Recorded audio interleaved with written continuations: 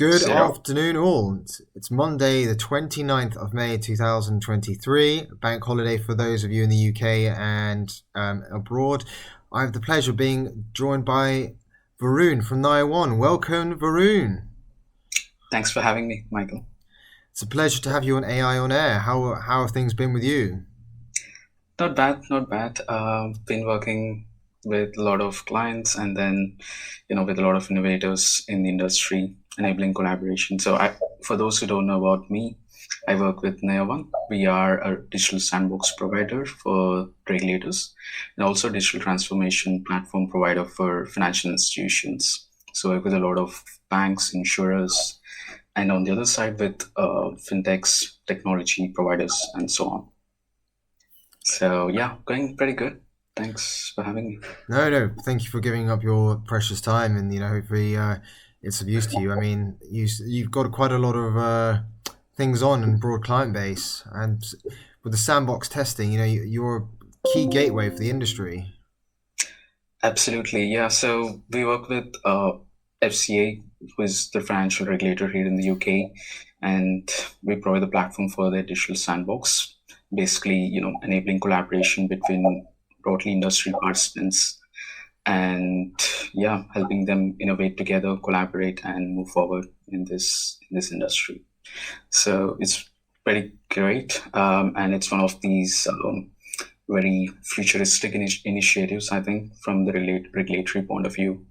And yeah, I see that happening, hopefully, with other regulatory institutions as well. I'm sure they'll see the merits, especially with you trailblazing. So I think hopefully we see some harmonization across. But given that we're on AI, maybe we should try and stay on topic. So I guess the first question for our audience's benefit is, what is your interest in AI? Right. So it's a very big question, I think.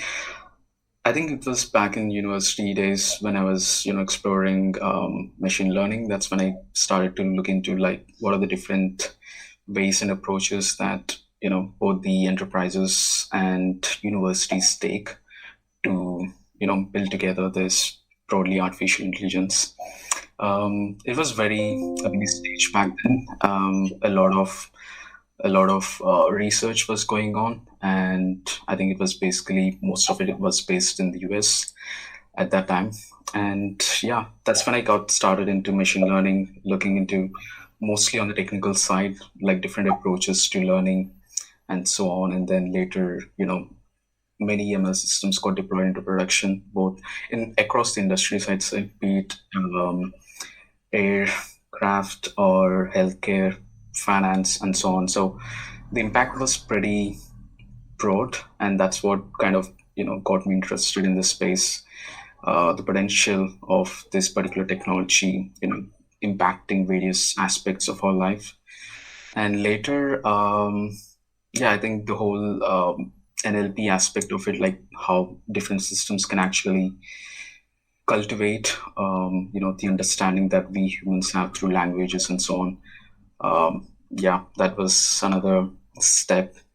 And right now, seeing all the different innovations that are happening in the industry with, generative AI, I think that's pretty awesome, I'd say. So, probably, yeah. Great. I mean, very interested to hear about your background in machine learning. You've clearly clearly an advocate of this. From you seem to be immune from the recent euphoria in AI, which is nice. Yeah, well, there's always new things happening in this space. So there's a lot still I'm trying to wrap my head around. But yeah, it's always good to have these kind of innovative technologies coming in. And also, it comes with certain risks associated with it, right? Yes. We will dig into this more later. But Yes, yeah, you've preempted the question, so let's try and stay on track. So the second one, why do you think the regulation of AI is important? great. So, yeah, I mean, building on the earlier points that I made, every technology comes with certain risks and opportunities. And when you think about regulation, right? So AI, it's a different and a new tool maybe in the recent decades. But even before that, regulations have been in place for a lot of different things. Be it about software or different ways on you know on how things could work and so on. So the bottom line being regulations are important for the society to progress further and also to take into account different risks that come with certain technologies and certain innovations in the society. And especially on AI, when you think about the kind of culmination of different Hmm. things that happen, be it technology, software, data, and so on. So it is important to have certain controls in place when we when we are interacting or want to take the technology forward. So yeah, that's mainly the reason why I think regulations are good. Yeah, would like to hear your thoughts on that. Oh no, you don't want to. I'll just bore you to death. Like all things, obviously, regulation stems from legislation and is how it's enforced. But I do think policymakers need to work with industry leaders like yourself, to make sure it's appropriate and risk based. Because anything that's abstract but impractical has no value. So, I think, and I'm happy to state this in various other mediums. Um, yeah, it needs to be appropriate to industry. And I asked the very same question to Sam Altman last week, and you gave pretty much an identical answer. So I'd say that for you guys, great minds think alike. Awesome. Yeah, and I think when you even expand on that, like take into account like how a particular system works. So when you think about software, right? So it could be a piece of code that you write or different dependencies on other software that other people wrote, other companies wrote. So they all come together, and when you tie the data that's in, whether if it's public or private, it kind of adds another layer of complexity, I think. And with it brings like, the importance of monitoring, transparency, auditability, explainability when you think about AI. So all these things, it's important to have certain rules and access controls around it as well. Yeah. Yes, in the Web3 space, the access control, the common denominator of all these things is data. So I think, if I'm correct, that's what you mean. But on the point of security, and all concerns relating to it, which AI systems do you think are high risk? Yeah. So I think in the AIA and X3, they have like a list of categories that can be classified as high risk. So ranging across from employment. I think there's also aircraft warfare and so on. Like um, I think broadly, when you think about these categories, there are many systems like biometric systems, for example, which look at different images and your identity documents and so on.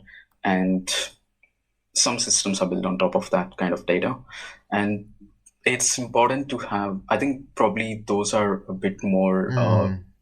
risk. Uh, yeah, a bit more towards the risk side of things, and having certain controls again, like it's very important in those systems. And then on the other side, with the recent chat gpt and llms that are coming into the market right now, so a lot of the data that these systems use are either publicly internet available data, and then the concerns around copyright and ip come into picture.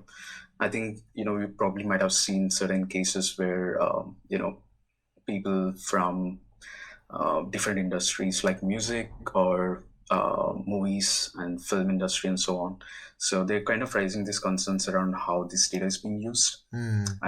I think that's where that's yeah. I'm very keen on how things would progress on that front, um, about the data usage for these systems. Couldn't Thirdly, I agree think more.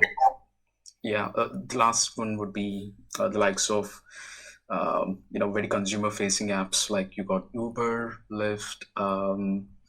and so on, Bolt here in the UK.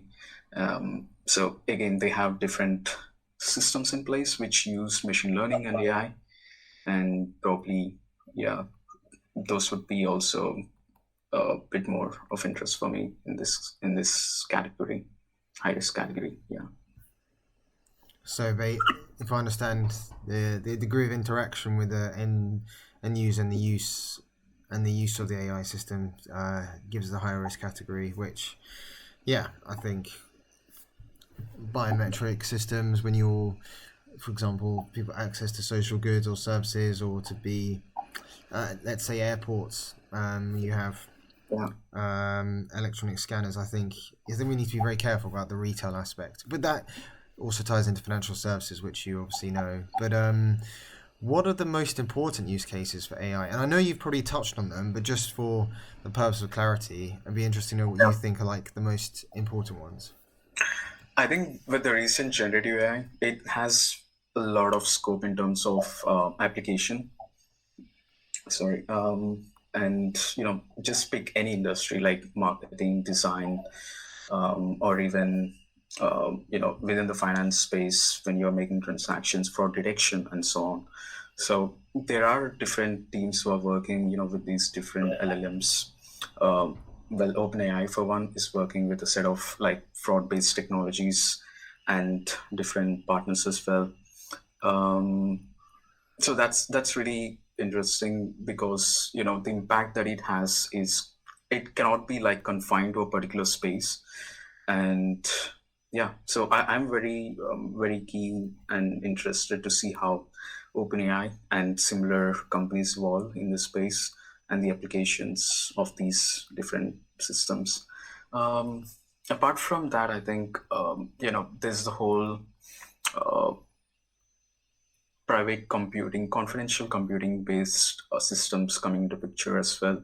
So it's more on the enterprise financial institutional side of things, I'd say, Mm-hmm. where it's important for different data silos to come together, but it's also comes with certain risks, be it privacy and so on. So there's again like different AI systems who are working on in terms of like how can this data be brought together, privacy enhancement technologies, which I think are very play a key role Yep. in this use case. And thirdly, I think well, there's also the explainability and monitoring aspect of these AI systems, which could be a key thing for when the AI is implemented or will be implemented in the future. So I think those tools are again of they have a very big role to play, I'd say, in the AI based future. Yeah. Interesting. So if those are the use cases, and presumably businesses or employees of businesses will use them, and probably far extending beyond ChatGPT and basic generative AI, what do you think businesses should do to comply with the EU AI Act? Yeah, first and foremost, I think it's important to understand which AI systems would be used in which parts of the business. And yeah, and then also, there's also like different directives that the regulation comes with, right? So, Mm, and in addition to that, there are also different acts, Digital Markets Act, and so on, which could, be part of this implementation. So it's important to work with different industry participants in order to like form this sort of like a well-formed initiative and system in place. For example, I think in partners, you are working, you guys are working with different clients on that front as well. Um, I think it's yes, yeah. broadly, yeah, broadly, I think it's this understanding of the act and how to implement it would require certain systems and certain initiatives to be brought together. And yeah, that's first and foremost, I'd say. But you know better than me in this space on how the businesses could implement or be compliant with this act. So Well, yes, we do. I think I totally agree with you. Awareness is the key thing, but we obviously do digital transformation projects. But that's that's the AI and partners and stuff side of things. I'd be very interested for our listeners to know more about NayaOne, if I pronounced it correctly. So, Yep. how does NayaOne bring bank fintech partnership through its digital transformation platform? So we work with, as I said, different industry participants and stakeholders. So on the regulatory side, providing this collaborative platform, I think is very, very key in these scenarios, right? Like not just like earlier, there's the whole blockchain wave. And even now, like many enterprises and companies are adopting to this new technology. And more innovations and disruptions are, going to come in this industry, be it AI or something else. And it's key for the main regulatory bodies and agencies to collaborate and work together with third party providers or other stakeholders in the industry. So I think that's where the whole concept of digital sandbox I think is very Hmm. relevant, and it brings forward like this new way of working together. So I think that's one way we support different innovators, industry participants. And on the other side, when you think about financial institutions or large enterprises in general, there's always many aspects that they need to consider, right? Like the Hmm. factors such as security or privacy and so on.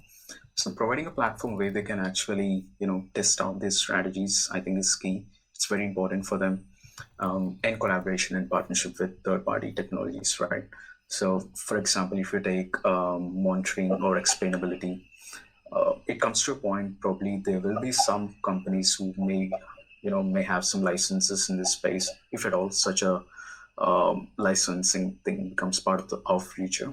And at that time, I think it's important for the enterprises and consumers to understand how these technologies work, and that's where our platform for institutions play a key role. And we see that happening now as well.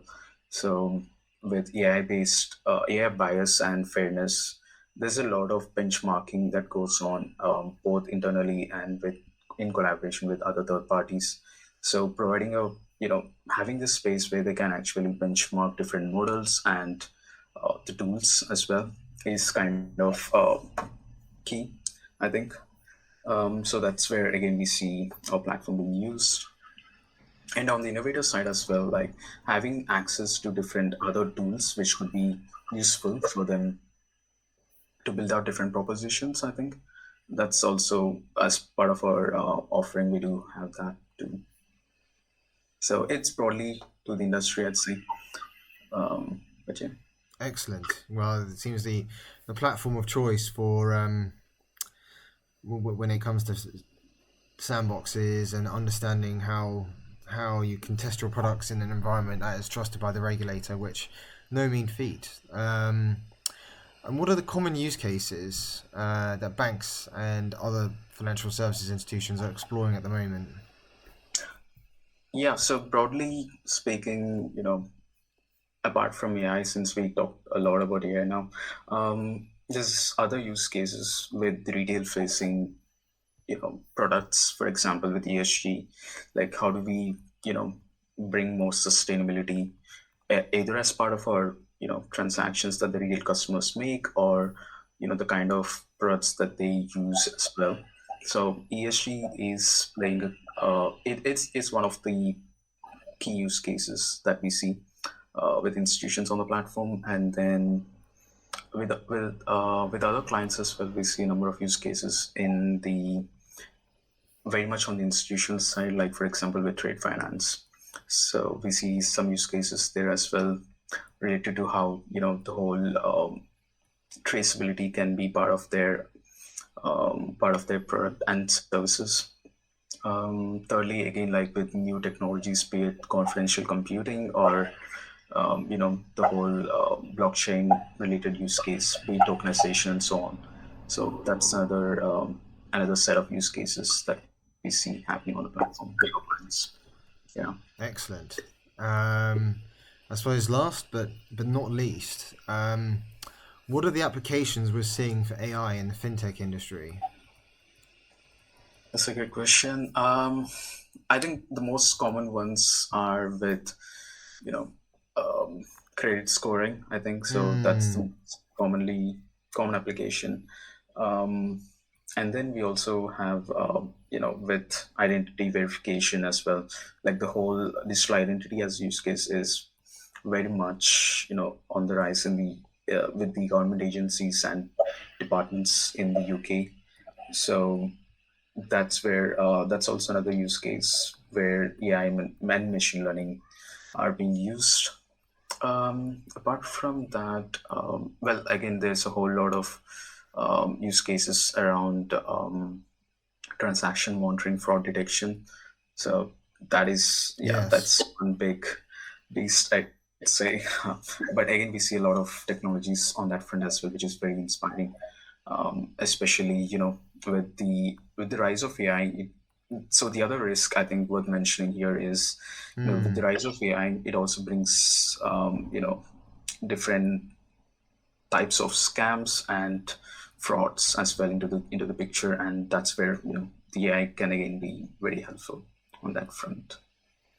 yes, I suppose as the attacks get more sophisticated, limitations of human ability to keep up with this and understand that is something worth outsourcing to AI. Well, what the FCA have to say about that, I'm not so sure, but it'll be Yeah. it'll be interesting. And I suppose to leave, to leave our listeners with a food for thought. What three words would you describe AI or use to describe AI? Great. Let me think. So, three words. Can they just be random words, or Yeah, totally. Yeah, okay? Well, innovative, risky, um, impactful. So yeah, those would be my three innovative, words. risky, and practical. Nice. Well, I think that's really really interesting talk. It's great to speak with someone of your experience and expertise in this. And if our listeners want to get in touch with you or NayaOne, what's the best way for them to do so? Feel free to reach out to me on LinkedIn. I'm always active there, or yeah, also on Twitter. So you can find me at on LinkedIn with my name, Varun Resh Matali. So I can probably also share a link if it's useful. Yeah, that'd be great. Yeah. Cool. So Well, good afternoon, all. This is Michael Borelli at AI and Partners AI on Air. We've been joined by Varun at NayaOne. Um, Thank you again. This recording will be published on our website in the coming days, and we are very grateful to our guests and look forward to seeing you soon. Thank you. thanks.